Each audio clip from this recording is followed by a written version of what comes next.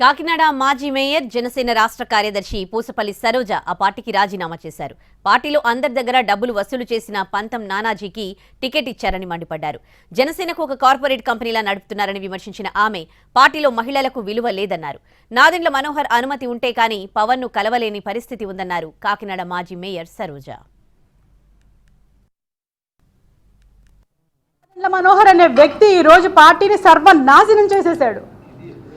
ఆయన ఒక క్యాబినెట్ హోదాలో ఉండి ఒక పాలసీ మ్యాటర్ తెలిసిన వ్యక్తిగా, పార్టీ స్ట్రక్చర్ తెలిసిన వ్యక్తిగా ఈరోజు జనసేన పార్టీని ఏం చేశారు? ఈరోజు వాళ్ళ భవిష్యత్తు నాశనం చేసిన పరిస్థితి ఈరోజు జనసేన పార్టీ చేస్తుంది. వీళ్ళంటికి చెలించి ఇంకా ఉండలేక, నాదెండ్ల మనోహర్ గారు చేసిన అకృత్యాలు చూడలేక, పవన్ కళ్యాణ్ గారు చుట్టూ ఉన్నటువంటి మనుషులు, హరిప్రసాద్ గారు, రాజకీయ కార్యదర్శి హరిప్రసాద్ గారు, అదేవిధంగా చక్రవర్తి, అదేవిధంగా కేకే, వీళ్ళందరూ మనుషుల్ని ఇలా దగ్గరికి రానివ్వరు. పవన్ కళ్యాణ్ గారి దగ్గరికి ఏదైనా చెప్దామన్నా, ఏదైనా చేద్దామన్నా సరే ఈరోజు పరిస్థితి లేదు. అక్కడ ఎంతసేపు ఒక క్వార్టరీ ఒకటి మెయింటైన్ చేస్తారు, ఒక కాపు క్వార్టరీ మెయింటైన్ చేస్తారు. ఆ క్వార్టరీ దాటి ఇంకొక సామాన్య మానవుడు ఎవ్వరు కూడా వెళ్ళలేని పరిస్థితి. నాదెండ్ల మనోహర్ అనే వ్యక్తి ఈరోజు పార్టీని సర్వనాశనం చేసేశాడు.